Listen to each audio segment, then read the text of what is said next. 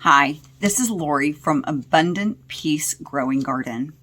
Now, I'm still kind of trying to find a suitable name for my garden. I'm not married to Abundant and I'm not married to Peace. I'm just trying to find something that conveys my attitude towards my garden. My garden is a place of like Zen, serenity, soul nourishing. It nourishes my soul and my body. It can also be a descriptor of, we live in these beautiful rolling hills of Missouri. And let me tell you something.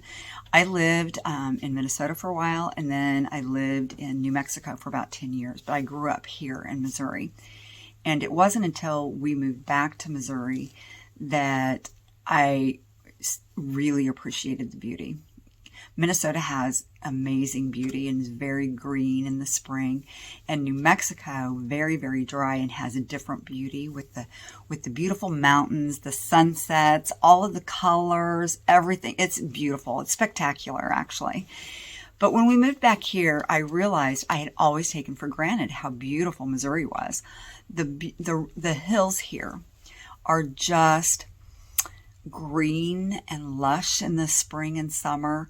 When you see the world come back to life, the regenerative, the growth, it's just amazing, the life that you have here in Missouri. And when you drive through the hills, everywhere you go, it's just a beautiful drive. So it can be something about the breezy, beautiful rolling hills. It can be something about the pasture. We live in the middle of a horse pasture. We live in the middle of a horse pasture. My garden is actually in the middle of the horse pasture. So anything along those lines, I just need some creative help. I'm not creative in that vein. And so I would appreciate if you have any ideas, no matter how fantastical you think they are, please help me out. My friends, I have several friends that are much better at this than I am, and so I need your help. Anyway, so the purpose for this video is to talk about seed starting mediums. And basically, you can do anything you want, and there's no right or wrong answer, okay? It's just, this is my opinion and the way I do things for the best possible outcome of germinating my seeds and getting a healthy plant to go into the garden. Okay, so the first thing is I use seed starting mix, and the reason I use seed starting mix is because it is actually put together, actually made for specifically germinating seeds. So it gives it the best environment to germinate a seed. So those first roots, those first stem and first leaves pushing up through the soil gives it the best opportunity to do that. It is very, very light. It has moisture holding capacity, and that's what you want. Basically, a seed, when you plant a seed, has everything it needs, has all of the energy, has every single thing it needs to germinate and to pop up out of the soil. Once it gets those first leaves is when it needs to start getting some nourishment, but it doesn't uptake nourishment until then. Okay, so seed starting mix is light. It's very, very fine, and it holds in moisture, which is everything it needs. As long as that seed has moisture, it has warmth, and once it just barely even pops up a little bit, has light, that's all it needs to bring a germination and a healthy start. Okay. Basically, the ingredients in a seed starting mix is just basic, usually peat moss. It can have peat moss or coconut coir. So I try to lean more towards coconut coir, and I try really hard, and you can't do this all the time, but I'm trying to move away from peat moss, because peat moss is an item that is not sustainable. So having said that, most of the things that you find have peat moss in them. So if they do have peat moss in them, I do try to get something that also blends with coconut coir so it's not as much. But then I have also found some products, but they're hard to find, that don't have peat moss in them at all. So now That also has, those seed starting mixes also have vermiculite to help hold in the moisture. And that's basically what you need. There might be some other materials in there for, just to keep it light and soft and airy and moisture, to retain the moisture. But that's basically what they are. So then, you move on to potting soil after that, okay? If you use a seed starting mix, you have to move it into a potting soil or other form of longevity. So if you want, potting soil is made to sustain long-term growth. It has nutrients that your plant needs for survival. It has the moisture holding capacity that your plant needs. And the soil can compact if you don't try to keep it a little bit airy. But for the most part, potting soil is everything you need for the long-term growth of your plant. And you can add later on, you can add nourishment by forms of compost, forms of fertilizers, things along those lines if that's needed later. So after your seed starts, you need a nice potting soil. The potting soil contains compost, plus all of those things that I just told you were in a seed starter. They usually have some form of peat moss to keep it light. They usually have some form of vermiculite or something like that to help hold in moisture. But they also may add perlite or some other types of something to keep drainage going, because you don't want waterlogged plants, because that will kill a plant. Now, the seed starting mix is great because it is sterile. It's a completely sterile environment, okay? There are no fungus, there are no viruses, there are nothing. So when you start your seed, it is best started with a dome in a very humid environment, which is absolutely perfect to breed fungus. So one of the reasons you use that seed starting mix is to prevent the fungus, okay? Then once they get a certain level, you have to plant them into a potting mix or something along those lines, okay? So then you plant them into a potting mix, but now your dome is removed, so the humid environment is not so humid. There's still a chance for fungus, but it's not as great as that humid fungus breeding environment, okay? So now, what is in that potting soil, basically, normally some type of compost, some type of forest product or ocean product. Basically, there's soil and generally wood, or if it's from the ocean, it's the silt and stuff like that go to nourish your plant. All of that stuff helps nourish your plants, okay? Some people I have seen use boiling water to sterilize their potting soil, which is fine. You can do that, absolutely. Just realize that if you do that, at some point you will have to feed your plants, okay? You are washing away all of the microbes that are good in that soil. You're killing not just the gnat eggs, which is why people do it, because gnats are prevalent in potting soil. And it really doesn't matter what brand you get. I know that there are some brands that are like outrageously packed with gnats, but you will find gnats in almost all potting soils because it's just a naturally occurring thing. So yes, boiling water does work to get rid of the gnats, but it also gets rid of the good microbes in your soil. So keep that in mind. There are ways to combat fungus gnats, or at least keep them to a lower level.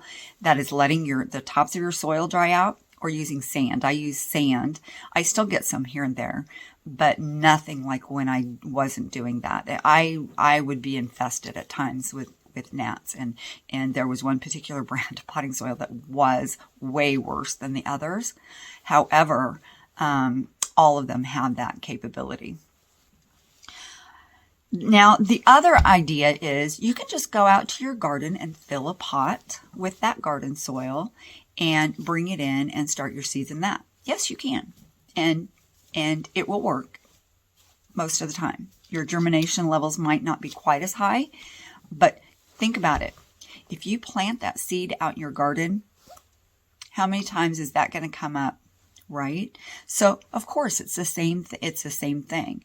It's just the germination rates might not be as high because it's more compact. Also, when you put that soil in a planter, it has a tendency to compact easier, which is not always the best thing for your roots. Okay, so yes, you can do it. Yes, you can plant in potting mix directly. You don't have to start in seed soil, but understand the germination rate is not impacted significantly, but it is impacted. The chance of getting fungus, however, is much higher using potting soil versus seed starting mix. So I have done all of them. I've done them all successfully. I've done them with germination rates being just barely a factor.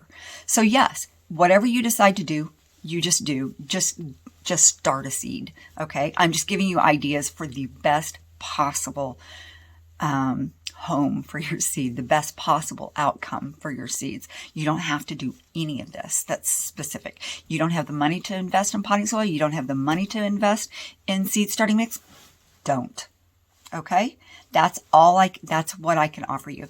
Now, I'm going to go out and show you some ideas for potting mix and how to find, if you do a potting soil, how to find the best, and I'm not talking brand, because lately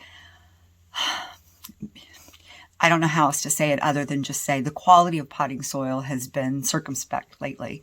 Even trusted brands, I'm having trouble finding the quality that I had found before the COVID lockdown. So I think it's just timing. I think they just don't have time to compost it as well as it was being done before. So now I'm going to go show you what I'm talking about. Okay, here I have seed starting mix.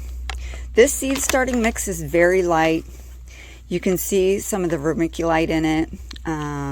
It's very, very light, very fine, very, very poofy, very airy.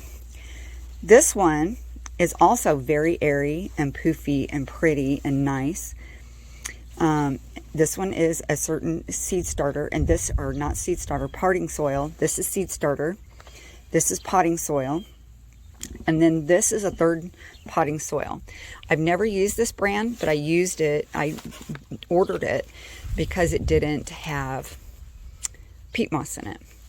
And I was very excited because it has all of the nutrition that I was looking for.